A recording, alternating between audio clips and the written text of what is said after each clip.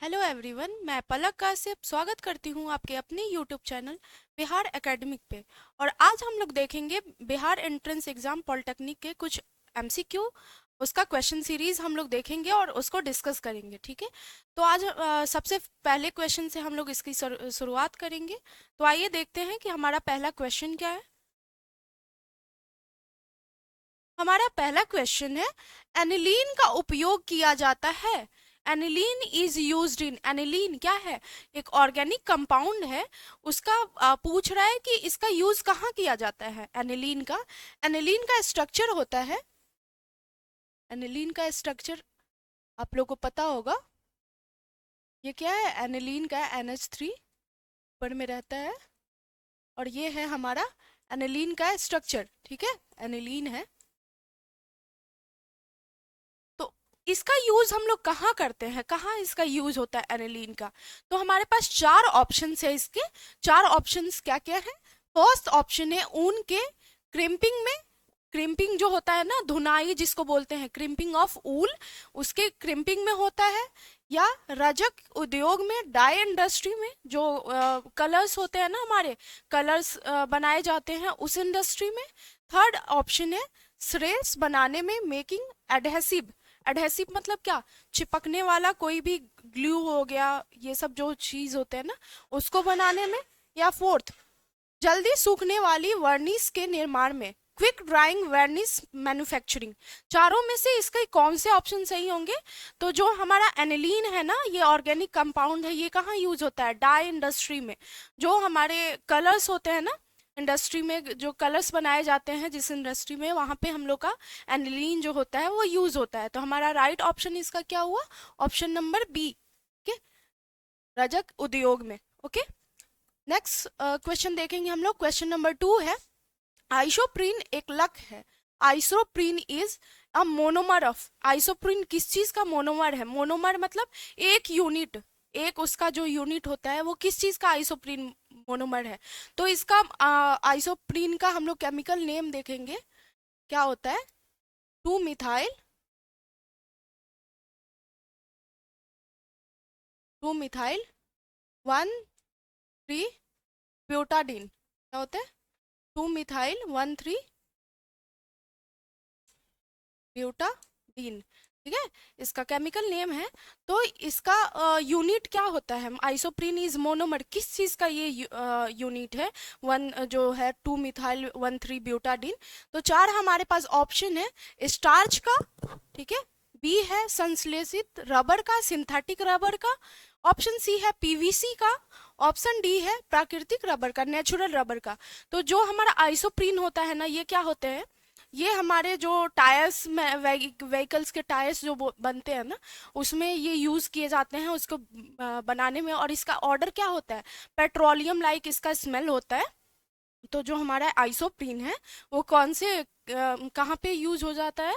तो ये यूज होता है नेचुरल रबर जो होता है ना, रबर्स जो रबर से जितने भी मैन्युफैक्चरिंग होते हैं, तो नेचुरल रबर में इसका ये क्या है? नेचुरल रबर का मोनोमर है। ओके, तो हमारा राइट ऑप्शन क्या होगा? ऑप्शन डी, प्राकृतिक रबर का। Okay, moving to the next question. Question number 3 देखेंगे, सिनेबार किसका अयस्क है? सिनेबार इज ओर ऑफ, कहाँ से इसका ओर है, कहाँ से ये लिया गया है? ठीक है, तो सिनेबार किस चीज का ओर है? तो सिनेबार का क्या फॉर्मूला होता है? सिनेबार का फॉर्मूला होता है HgS। ठीक है, सिनेबार का फॉर्मूला होता है, यहाँ पे केमिकल इसका जो स्ट्रक्चर होता है, केमिकल फॉर्मूला जो होता है वो क्या होता है? HgS। ठीक है, तो ये किस चीज का ओर है? आप लोग को इस ऑप्शन, इस केमिकल फॉर्मूले से पता चलता होगा कि किस चीज का ओर है। ओके, कहाँ से इसको लिया गया है? तो ऑप्शन ए है Hg, मर्क्यूरी। ठीक है, ऑप्शन बी है Cu, ऑप्शन बी है Pb, लीड, ऑप्शन डी है Zn, जिंक। ठीक है, तो हमारा राइट ऑप्शन इसका क्या होगा? सीने बार जो होता है ना, वो Hg, मर्क्यूरी से, इसका मर्क्यूरी क्या है? ओर है। ठीक है, तो cinnabar is an ore of mercury, Hg। Option A is the right option. Okay, तो इसके साथ हम लोग देखेंगे क्वेश्चन नंबर 4। ठीक है, क्वेश्चन नंबर 4 क्या बोलता है? कांच किससे घुलनशील है? Glass is soluble in, glass होता है ना वो किसमें सॉल्युबल हो जाता है, मतलब घुल जाएगा। ग्लास जो होता है वो किसमें सॉल्युबल होगा, ये क्वेश्चन पूछ रहा है। तो हमारे पास इसमें चार ऑप्शंस दिए गए हैं कि ग्लास किसमें सॉल्युबल होगा। चार ऑप्शन में है HF, ठीक है, हाइड्रोफ्लोरिक एसिड, ऑप्शन बी है H2SO4, ऑप्शन सी है HClO4 और ऑप्शन डी है अम्लराज एक्वा रेजिया। ठीक है, तो जो हमारा ग्लास होता है वो किसमें सॉल्युबल होता है, तो ये सॉल्युबल होता है हमारा glass hydrofluoric acid. Okay, hydrofluoric acid जिसको HF बोलते हैं, ठीक है, उसमें क्या होता है, ग्लास सॉल्युबल होता है। तो हमारा राइट ऑप्शन क्या हुआ, हमारा राइट ऑप्शन हुआ ऑप्शन ए। ओके, इसके साथ हम लोग आगे बढ़ते हुए देखेंगे कि हमारा फिफ्थ क्वेश्चन क्या बोलता है। तो आइए देखते हैं कि फिफ्थ क्वेश्चन क्या है। नेक्स्ट क्वेश्चन, प्रोड्यूसर गैस में मुख्य अव्यय है।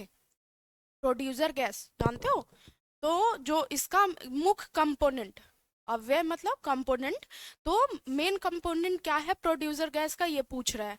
इसमें कंपोनेंट तो बहुत आते हैं, कंपोनेंट आएंगे, मेन कंपोनेंट पूछ रहा है, मुख्य अव्यय क्या है। ठीक है, तो हमारे पास यहाँ भी चार ऑप्शन दिए गए हैं।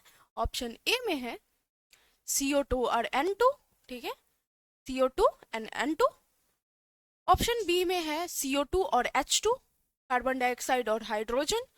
ऑप्शन सी में है CO2 और N2, ठीक है, और CO और N2, ठीक है, कार्बन ऑक्साइड और N2। और ऑप्शन डी में है CO और H2, ठीक है। तो क्या होगा हमारा राइट ऑप्शन इसका, क्या मेन कंपोनेंट, प्रोड्यूसर गैस का मेन कंपोनेंट क्या होता है, तो हमारा राइट ऑप्शन यहाँ पे होगा ऑप्शन बी, CO2 और H2। ओके, CO2 और H2 हमारा क्या होगा, मेन कंपोनेंट है प्रोड्यूसर गैस का। ठीक है, इस चीज को आई होप कि आप लोग इस चीज को दिमाग में सेट कर रहे होंगे। और ये हमारे जो एंट्रेंस एग्जाम होते हैं ना पॉलिटेक्निक में, अभी 2025 के ये क्वेश्चन MCQ हम लोग इसके लिए देख रहे हैं, तो ये आप लोग के लिए बहुत बेनिफिशियल होगा। ठीक है, moving to the next question हम लोग देखेंगे क्वेश्चन 6 क्या बोलता है। ठीक है, आप लोग ध्यान से इसको देखें और जो आए वो दिमाग में सेट करें कि ये मेरे को आता है, और जो ना आए उसे सीखे, है ना। तो इससे क्या होगा ना, आपके सारे क्वेश्चन क्लियर होते जाएंगे। और यही सब क्वेश्चन कहाँ एग्जाम में आते हैं, बिहार पॉलिटेक्निक एंट्रेंस एग्जाम, उसके केमिस्ट्री के ये क्वेश्चन है। तो आप लोग इसको अच्छे से देखिए। ओके, क्वेश्चन 6 हम लोग देखेंगे, गोबर गैस का मुख्य अव्यय है, वो क्या था, वो प्रोड्यूसर गैस का पूछ रहे हैं। यहाँ पे बायोगैस, गोबर गैस जिसको बोलते हैं ना, उसके बारे में पूछ रहा है कि उसका मेन कंपोनेंट क्या है, उसका मुख्य अव्यय क्या होता है। तो हमारे पास चार ऑप्शन है यहाँ पे, ए नाइट्रोजन, बी इथेन, सी है हाइड्रोजन और डी है मीथेन। इसका ऑप्शन, राइट ऑप्शन क्या होगा, चारों में से कौन सा इसका मेन कंपोनेंट कौन सा होगा। ठीक है, बायोगैस के कंपोनेंट सारे हैं, नाइट्रोजन, इथेन, हाइड्रोजन, मीथेन, ठीक है, सब है, लेकिन मेन कंपोनेंट पूछ रहा है। तो क्या होते हैं मेन कंपोनेंट जो बायोगैस के होंगे, वो क्या होंगे, तो हमारा राइट ऑप्शन इसमें क्या होगा, ऑप्शन सी, हाइड्रोजन जो होता है ना, वो मेन कंपोनेंट ऑफ बायोगैस है। Okay, main component of biogas, मुख्य अव्यय जो होता है गोबर गैस का, वो क्या होता है, वो हाइड्रोजन होता है। ओके, तो option C is our right option. Okay, I hope आप लोग को ये अच्छे से समझ आ रहा होगा, है ना। क्वेश्चन 7 देखेंगे, तत्व की औशीकरण जिसको ऑक्सीडेशन बोलते हैं, संख्या में वृद्धि का दर्शाया जाता है। जो ऑक्सीडेशन नंबर में इंक्रीजमेंट होता है, बढ़ाया वृद्धि, ठीक है, वृद्धि होता है, उसको दर्शाया जाता है। तो कैसे दर्शाएंगे, कि कैसे देख के पता चलेगा कि ऑक्सीडेशन नंबर में इंक्रीजमेंट हो रहा है, क्या रिएक्शन होगा, जो रिएक्शन में होगा क्या चीज होगा, तो हम लोग को पता चलेगा कि क्या हो रहा है ऑक्सीडेशन में, ऑक्सीकरण जो हो रहा है वो वृद्धि हो रहा है उसमें। तो हमारे पास चार ऑप्शन है, ये देख लेंगे। Increase in oxidation number of an element is indicated by, तो हम देखेंगे ऑप्शन देखेंगे, ए है अपचयन द्वारा, जिसको रिडक्शन बोलते हैं हिंदी में, इंग्लिश में। ऑप्शन बी है औसीकरण द्वारा, ऑक्सीडेशन बोलते हैं। और ऑप्शन सी है रेडॉक्स रिएक्शन द्वारा, रिडॉक्स अभिक्रिया द्वारा। रिडॉक्स रिएक्शन में क्या होता है, ऑक्सीडेशन और रिडक्शन दोनों जिसमें होगा उसको बोलते हैं रिडॉक्स रिएक्शन, ठीक है। तो यहाँ पे दोनों चीज होता है, ऑक्सीकरण भी होता है और अपचयन भी होता है, ठीक है। रिडॉक्स रिएक्शन में ऑक्सीडेशन और रिडक्शन दोनों होता है, ऑक्सीडेशन और रिडक्शन दोनों होता है, ठीक है। और ऑप्शन डी है ये सभी, ठीक है। तो हम कैसे कैसे इंडिकेट होगा कि हमारे पास ऑक्सीकरण जो होता है उसमें वृद्धि हो रहा है, इंक्रीमेंट हो रहा है। तो हमारा जो राइट ऑप्शन इसमें होगा वो ऑल ऑफ दीज होगा। जो होता है ना ऑक्सीकरण संख्या में जो वृद्धि होता है वो ऑक्सीडेशन रिएक्शन, रिडक्शन, रिडॉक्स तीनों एक, ऑक्सीडेशन होगा तो रिडक्शन होगा, ऑक्सीडेशन रिडक्शन होगा तो रिडॉक्स रिएक्शन उसको बोलेंगे ही। तो हमारा राइट ऑप्शन यहाँ पे क्या होगा, option D, all of this is our right option. Okay, question number 8 देखेंगे, हर्ज, ठीक है। हर्ज क्या है, एसआई यूनिट है, ठीक है। हर्ज के बारे में कौन सा कथन सही है, विच स्टेटमेंट अबाउट हर्ज इज करेक्ट। यहाँ पे स्टेटमेंट दिए हैं 4 और देखना है कि कौन सा हर्ज के बारे में सही स्टेटमेंट है। ओके, तो हमारा फर्स्ट स्टेटमेंट है, यह आवृत्ति वी वॉल्यूम जिसको बोलते हैं का एसआई मात्रक है। इट इज द आवृत्ति, फ्रीक्वेंसी उसको बोलेंगे, it is the SI unit of frequency. Okay, frequency का एसआई यूनिट होता है क्या हर्ज। ऑप्शन बी देखेंगे, यह हेनरिक हर्ज के नाम पर है। It is named after Heinrich Hertz, ठीक है। तो हमारे को पता होगा कि आप लोगों को पता होगा कि क्या जो हर्ज होता है ये कौन दिया था, इसका नामकरण कौन किया था, तो जो हेनरिक हर्ज थे, यही इन्हीं के नाम पे इसका नाम क्या पड़ा था, हर्ज पड़ा था, ठीक है। तो हमारा राइट ऑप्शन तो बी होगा। और भी ऑप्शन जो तीनों दोनों देख लेंगे। ऑप्शन सी है, यह तरंगों की वह संख्या है जो किसी बिंदु से प्रति सेकंड गुजरता है। It is the number of waves passing a point पर सेकंड, ठीक है। तो ये क्या हज के बारे में ये करेक्ट ऑप्शन है, नहीं। और all of above, all of above तो होगा ही नहीं। तो हमारा सबसे इसमें राइट जो स्टेटमेंट है वो क्या है, it is named after Heinrich हज, या हेनरिक हर के नाम पर है। ओके, तो option B is our right option, ठीक है। Moving to the next question, question 9 है, साबुन को वर्गीकृत किया जाता है।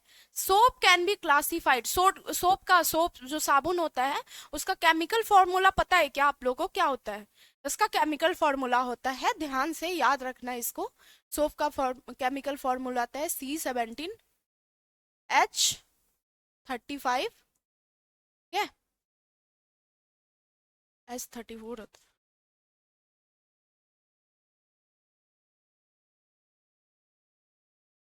H34 COONA,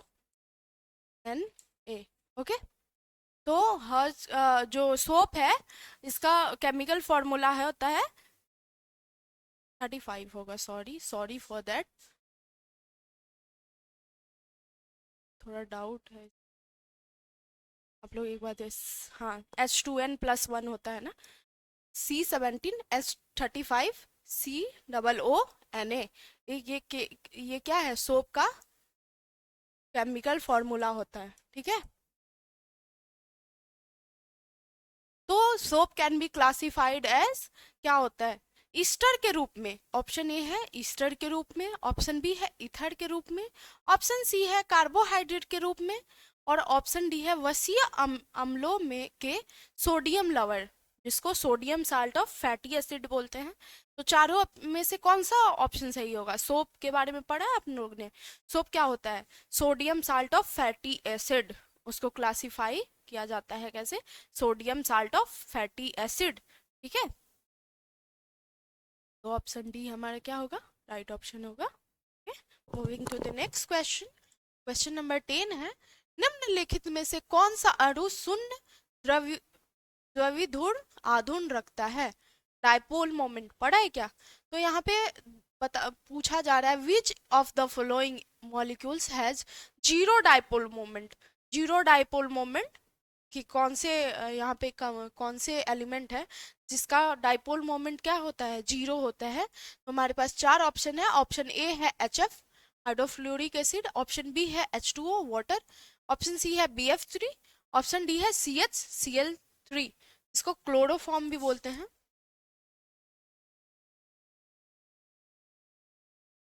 क्लोरोफॉर्म भी बोलते हैं। ओके, ठीक है। तो चार ऑप्शन है। तो कौन से कंपाउंड जो एलिमेंट है, कौन से एलिमेंट का जीरो डाइपोल मोमेंट होगा? तो यहाँ पे जो हमारा ऑप्शन डी है CHCl3, जिसको क्लोरोफॉर्म बोलते हैं, इसका डाइपोल मोमेंट क्या होता है? जीरो होता है। ठीक है, तो option D is our right option. Okay, moving to the next question. Question 11 देखेंगे। वाष्प प्रवाजी स्तंभ में सबसे नीचे का तापक्रम होता है। The temperature of at the bottom of the fractional distillation column is. जो कोई भी लिक्विड होता है ना, सेपरेशन में डिस्टिलेशन का यूज किया जाता है। ठीक है, कंपोनेंट के सेपरेशन में क्या किया जाता है? डिस्टिलेशन का यूज किया जाता है। तो फ्रैक्शनल डिस्टिलेशन एट बॉटम, सबसे लास्ट पार्ट का जो डिस्टिलेशन होता है, तीन पार्ट में डिस्टिलेशन होता है। ठीक है, सबसे लास्ट पार्ट में जो बॉटम में डिस्टिलेशन होगा वो कौन से कितने टेम्परेचर पे होगा? ठीक है, कितने टेम्परेचर पे वो डिस्टिलेशन होता है। तो हमारे पास चार ऑप्शन है। ऑप्शन ए है 200 डिग्री सेल्सियस, ऑप्शन बी है 600 डिग्री सेल्सियस, ऑप्शन सी है 1350 डिग्री सेल्सियस, और ऑप्शन डी है 400 डिग्री सेल्सियस। तो जो बॉटम पार्ट पे डिस्टिलेशन होता है ना, लास्ट बॉटम पार्ट पे डिस्टिलेशन होता है, उसका टेम्परेचर बहुत हाई होता है, क्योंकि उसमें से बहुत मतलब छोटे छोटे कंपोनेंट्स को भी हम लोग को क्या करना रहता है? अलग करना रहता है। डिस्टिलेशन उसका प्रोसेस जो होता है वो ज़्यादा वो होता है, तो उसके लिए टेम्परेचर भी क्या होता है? हाई होता है। तो हमारे पास जो ऑप्शन सी होगा 1350 डिग्री सेल्सियस पे क्या किया जाता है? बॉटम डिस्टिलेशन किया जाता है, फ्रैक्शनल डिस्टिलेशन। ठीक है, बॉटम में सबसे नीचे वाले पार्ट में वो कितने पे होता है? 1350, याद रखना, 1350 डिग्री सेल्सियस पे। ठीक है, उसका डिस्टिलेशन किया जाता है, हाई टेम्परेचर पे किया जाता है। ठीक है, 1350। ओके, याद रखना। Moving to the next question. Question 12 है। एसटीपी पर 4.4 ग्राम CO2 का आयतन होगा। The volume of 4.4 gram CO2 at STP. STP भी एक मेजरमेंट यूनिट है। तो जो 4.4 ग्राम CO2 को अगर STP यूनिट पे उसको मापेंगे तो वो कितना होगा STP पे?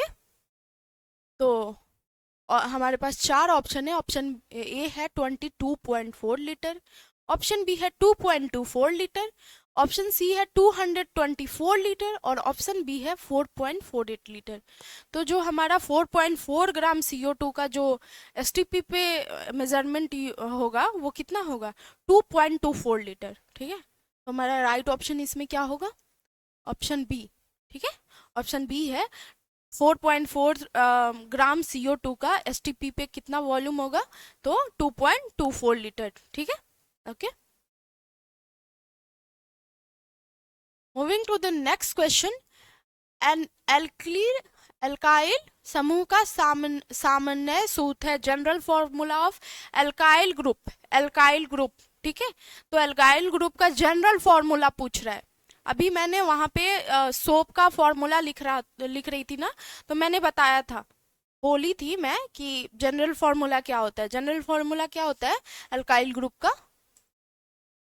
CnH2n+1।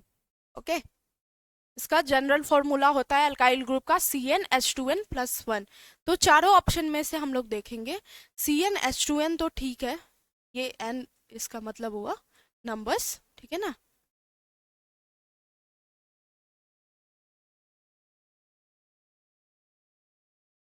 CnH2n+1 जो हमारा ऑप्शन सी है, ये क्या है? राइट ऑप्शन है। General formula of alkyl group क्या होता है? सामान्य सूत्र जो एल्काइल ग्रुप का होता है वो क्या होता है? CnH2n+1। CnH2n+1। ओके, चलिए तो नेक्स्ट क्वेश्चन की तरफ मूव करेंगे। आई होप आप लोग को ये जो क्वेश्चन मैं डिस्कस कर रही हूँ आप लोग को समझ आ रहा होगा। मैं यही मतलब यही सोच के मैं यहाँ पे इसको डिस्कस कर रही हूँ, है ना, कि आप लोग को ये समझ आए और आप लोग इसको समझे क्लियरली, आप लोग इस चीज़ को माइंड में सेट करिए कि ये होता क्या है और कैसे कैसे हम लोग इस क्वेश्चन पे बहुत सारे पैटर्न्स आएंगे और आप लोग देखेंगे और ये सारे क्लियर हो जाएंगे, ठीक है। तो आप जो छोटा छोटा टर्म भी होगा ना, उस चीज को आप लोग क्या करेंगे, ध्यान से देखेंगे कि ये चीज क्या बोला जा रहा है ना। हो सकता है क्वेश्चन में मैं बता रही हूँ वो टर्म आपको बता दी, आंसर उसका अलग हुआ, क्वेश्चन अलग हुआ, लेकिन टर्म्स भी जो होते हैं ना वो आपको याद रखने चाहिए, ओके। ठीक है, जैसे सोप का ही ओनली केमिकल फॉर्मूला पूछ लिया है ना, क्लासिफाइड एज मैंने बताया, उसके साथ साथ मैंने केमिकल फॉर्मूला बताया। तो आप छोटे छोटे टर्म्स पे भी आप क्वेश्चन को जब देख रहे हो तो आप ध्यान दोगे, है ना, तो इससे आपके बहुत सारे क्वेश्चन क्लियर होंगे। और ऐसे ही एमसीक्यू पूछे जाते हैं जो एग्जाम्स होते हैं, एंट्रेंस एग्जाम होते हैं, तो ऐसे ही क्वेश्चन ये निकाला गया है और इसी के पैटर्न पे आप लोग को क्वेश्चन दिया जाएगा, ऐसा ही क्वेश्चन आप लोग से पूछा जाएगा, ओके। 14 नंबर क्वेश्चन देखेंगे। कार्बन अपरूपता प्रदर्शित करते हैं, ठीक है। कार्बन एग्जिबिस्ट एलोट्रोपी इन, एलोट्रोपी मतलब क्या, फिजिकल स्टेट सेम है उसका, जो ये है फॉर्मूला है वो क्या है, अलग अलग है, ठीक है। तो कार्बन एग्जिबिस्ट एलोट्रोपी कितने रूप में होते हैं, ठीक है। तो यहाँ पे हमारे पास चार ऑप्शन दिया गया है। ऑप्शन ए है क्रिस्टलीय रूप में, क्रिस्टलाइन फॉर्म में, ठीक है। क्रिस्टलाइन मतलब बंधा हुआ जो क्रिस्टल फॉर्म होता है उस फॉर्म में हो सकता है।